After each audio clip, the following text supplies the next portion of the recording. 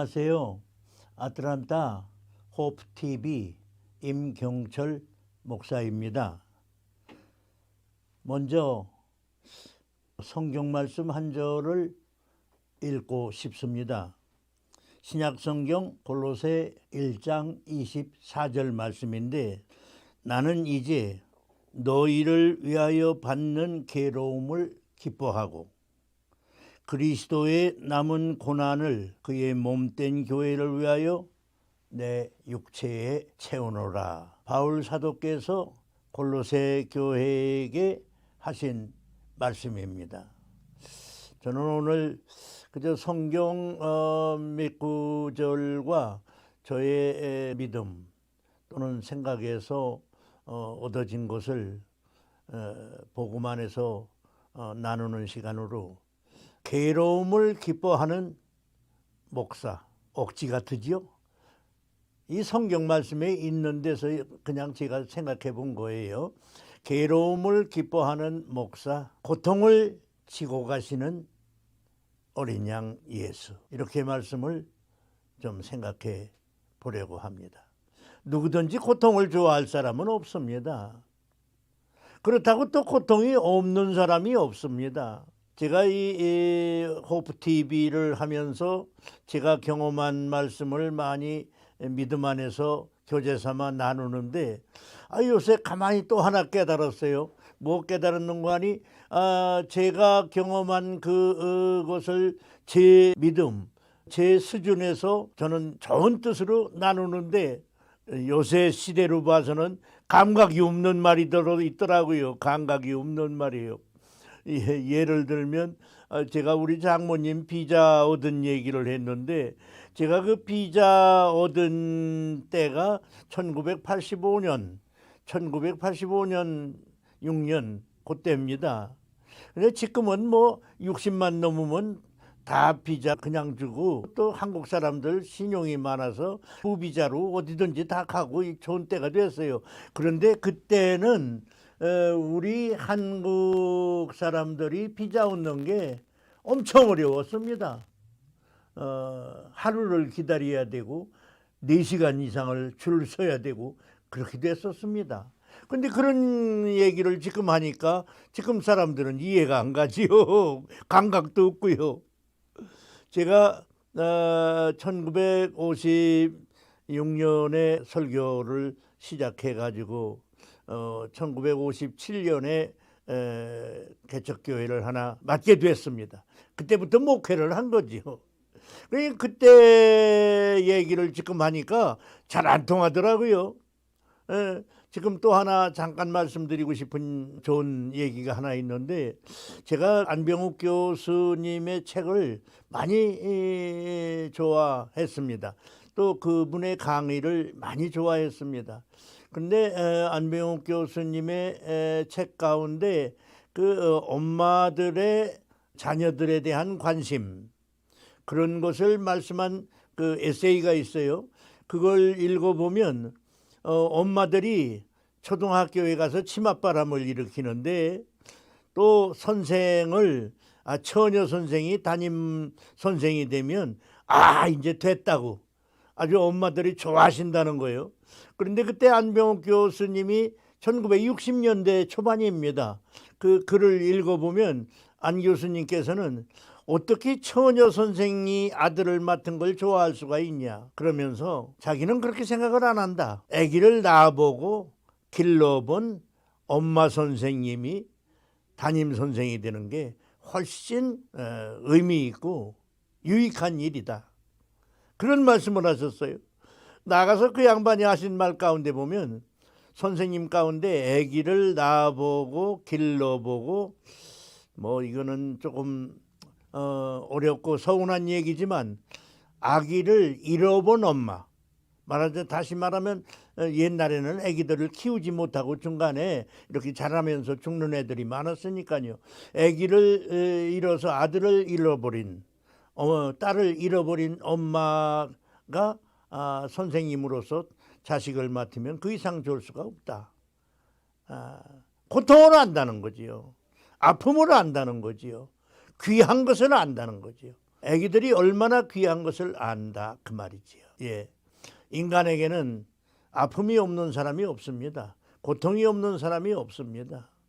옛날이나 이제나 우리는 고통 속에서 살고 있습니다. 뭐 저는 남의 종교에 대해서 나쁜 뜻으로 하는 말은 아니고 이제 불교에 대한 책도 몇 권 읽었어요.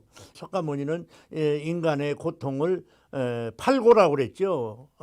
108번뇌라고 했지만 팔고라고 해가지고 8가지 고통이 있는데 4가지는 육신의 고통이고 4가지는 정신적 고통이다. 석가모니는 그렇게 말했습니다.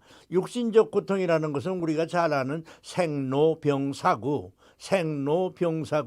정신적 고통을 그 양반이 그 4가지를 석가모니가 깨달아서 남겼어요.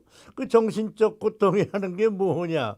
하나는 사랑하는 사람과 헤어지는 아픔, 또 하나는 미운 사람과 만나야 되는 아픔, 고통. 원수는 애나무다리에서 만난다고 그러잖아요. 또 하나는 노력하고 구했는데도 얻지 못하는 아픔, 고통. 또 하나는 생리적으로 타고난 욕구로 말미암아 오는 정신적인 고통. 말하자면 물질에 대한 욕심, 성에 대한 욕심, 무슨 이런 명예에 대한 욕심, 욕구가 많다는 거죠. 오음이라고 그랬는데 그 석가는 이 4가지가 정신적 고통이라고 했습니다. 성경에는 아픔과 고통을 경험한 사람이 많습니다. 저는 성경을 읽으면서 실감하고 살았습니다. 성경에 아픈 말씀 2가지만 말씀을 드리겠습니다. 하나는 그만 이민 왔다가 아픔을 당한 사람이기에 제가 그 얘기를 조금 하겠습니다. 바로 그 사람은 누구입니까? 룻의 시어머니 나오미는 원래 베들레헴 사람이지요. 베들레헴에 흉년이 들어서 먹고 살 수가 없었습니다. 그래서 남편 엘리멜렉하고 아들 말론과 기련 아들 2를 데리고 남편하고 그러니까 남자 셋하고 나오미하고 이민을 가지요. 먹고 살라고. 요새로 말하면 직장 얻으려고 간 거죠. 그게 이제 모압 땅으로 갔지요. 모압 땅이라는 데가 그 사해바다 저쪽 건너편입니다. 베들레헴은 이쪽 편이고 모압은 저쪽 편인데 모압 땅으로 이렇게 남편하고 아들 2를 데리고 가서 거기서 이제 아들이 성장하니까 며느리를 보게 되지요. 그 이제 그 며느리가 하나는 노르바고 하나는 룻입니다. 며느리를 2를 얻고 사는데 얼마쯤 살다가 남편이 죽어요. 엘리멜렉이 죽습니다. 그러니까 이제 아들 2하고 며느리 2하고 동거를 하고 사는데 어려운 살림을 하는 거지요. 그런데 이 아들 2이 또 죽습니다. 그러니까 집안에 여자만 3 남았어요. 그러니까 나오미하고 노르바하고 룻하고 이렇게 여자만 3이 남았어요. 그런데 고생하고 사는데 들리는 얘기가 베들레헴에 풍년이 왔다는 거예요. 베들레헴에 먹을 것이 풍성하게 됐다는 거예요. 그래서 자기 고향으로 돌아가게 되는 거예요. 그런데 이 며느리 2이 이제 그 시어머니를 따라서 가려고 합니다. 그런데 이 시어머니는 아들 2이 다 죽었는데 젊은 홀로 된 2 며느리를 데리고 고향 땅에 들어갈 마음이 있겠어요? 그래서 룻기 1장 13절에 보면 너희가 어찌 그것을 인하여 그들의 자라기를 기다리겠느냐. 그 말은 자기가 이제 시집 갈 나이도 아니지만 이스라엘의 풍속대로 자기가 시집을 가서 아기를 낳는다고 하더라도 그것을 언제 너희가 클 때를 기다리겠느냐. 그 말입니다. 어찌 그것들을 인하여 남편 두기를 멈추겠느냐. 그동안엔 너희들이 시집을 안 가고 어떻게 기다리겠느냐. 내 딸들아 그렇게 할 필요가 없다. 그렇지 않다. 여호와의 손이 나를 치셨으므로 하나님께 내가 벌을 받았으므로 나는 너희를 인하여 더욱 마음이 아프다. 얼마나 마음이 아프겠어요. 나는 잘 모르겠어요. 이민 올 때 이 나오미가 여보 먹고 살기 위해서 우리 모압 땅이라도 갑시다 이 소리를 했는지. 저도 미국에 와서 살지만 지금은 그런 소리가 없었지만 한참 이민 와서 한 10년 전에는 당신이 가자고 그랬잖아. 당신도 좋아했잖아. 이런 소리를 더러 했습니다. 가부간에 나오미가 하는 말은 너희들보다 내 마음이 너무 아프니까 너희가 여기서 시집을 가거라. 내가 어떻게 너희를 데리고 가겠냐. 그러니까 오르반은 그 말을 받아들이지요. 그래서 자기는 고향 땅에 남겠습니다. 근데 이 룻은 내가 어떻게 어머니를 혼자 보냅니까? 나는 어머니 며느리입니다. 어머니 나라가 내 나라고 어머니 백성이 내 백성인데 어머니 가는 곳에 내가 가고 어머니 죽는 데서 나도 죽고 이러고서 따라 나선 게 룻이지요. 제가 여기서 드리고 싶은 말씀은 이민 와서 마음 아픈 일이 많지요. 어떤 사람은 사기를 당해서 마음이 아프다고 하고 어떤 사람은 자녀를 공부시키려고 왔는데 자녀 성공을 못했다고 하고 어떤 사람은 미국에 와서 가정이 파괴됐다고 하고 참 마음 아픈 사람들이 많더라고요. 그런데 이 나오미를 생각하고 지금이라도 우리는 하나님 안에서 남은 인생을 바르게 가야 될 줄로 믿습니다. 내 마음의 아픔을 인하여 욥보다 더 마음 아픈 사람이 있을까요? 자식 10남매 그 많은 재산 다 내버리고 몸에는 그렇게 험한 병이 들고 부인은 하늘을 원망하고 죽으라고 하고 욥보다 더한 사람이 있나요? 없습니다. 그런데 바울 사도가 오늘 한 말씀을 제가 여러분 앞에 읽어드렸습니다. 골로새 1장 24절에서 나는 이제 너희를 위하여 받는 괴로움을 기뻐하고 그러니까 자기가 복음 전도를 하여 얻은 열매들이 겪는 아픔을 스스로 체험하고 그들이 믿음 생활이나 육신 생활에서 겪는 어려움 속에서 신앙의 시련을 겪고 원망하며 의심하며 탄식하는 그들을 향해서 자기가 그 아픔을 스스로 느끼면서 참여하고 그걸 위해서 노력하고 기도하고 하나님께 절규하면서 사는 그 삶이 오히려 기쁘다. 예, 목사님들이 겪는 아픔, 괴로움도 많을 거예요. 저는 1980년도에 이민 와가지고 저도 육신적으로나 정신적으로나 목회하는 게 이민 목회라더니 참 힘들기는 힘들더라고요.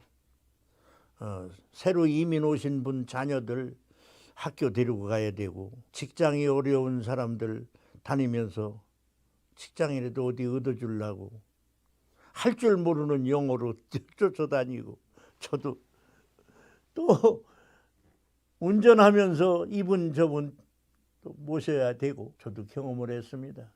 그런데 바울은 너희들을 인하여 당하는 고통을 육신적인 고통, 정신적인 고통을 기뻐한다고 그랬어요. 우리 목사님들 참 이런 말씀이 우리한테 은혜가 되고 격려가 되는 것 아니겠어요? 소망이 되고 힘이 되는 것 아니겠어요? 바울은 이런 괴로움을 기뻐하고 그리스도의 남은 고난을 그의 몸된 교회를 위해 그 교회가 예수의 몸이에요. 우리를 위하여 돌아가신 예수의 몸이에요. 그 몸된 교회를 위하여 바울은 내 육체에 채운다고 그랬습니다. 오늘 저는 고난을 기뻐하고 수용하고 감당하는 목사 그 많은 죄짐을 지시고 모든 사람의 아픔을 대신하여 십자가의 아픔을 지고 가신 어린 양 예수 이 말씀을 잠시 은혜 안에서 복음 안에서 나누었습니다. 이제 계시록 21장 4절에 있는 말씀을 보면 하나님은 모든 눈물을 씻기심에 다시 사망이 없고 아픈 것이나 곡하는 것이나 아픈 것이 다시 있지 아니하리니 처음 것들이 다 지나갔음이라고 했습니다. 아픈 것이 다시 있지 아니하는 새 하늘과 새 땅이 우리에게 약속되어 있습니다. 어떻게 됐든 이 세상은 아픔이 있고 고통이 있습니다. 믿음 안에서 소망 안에서 잘 감당하시기를 바라며 우리 주님의 사역을 하는 부름받은 일꾼들, 그리스도의 남은 고난을 내가 받는 것을 기뻐하고 감당합시다. 그리고 내가 받아야 할 고난을 대신 지고 가신 어린 양 예수께 감사합시다. 머지않아 이 아픈 것이 없는, 아니 영원히 행복하고 영원히 기쁘고 영원히 찬양하는 영원히 풍부한 나라가 우리를 위하여 준비되어 있습니다. 감사합니다.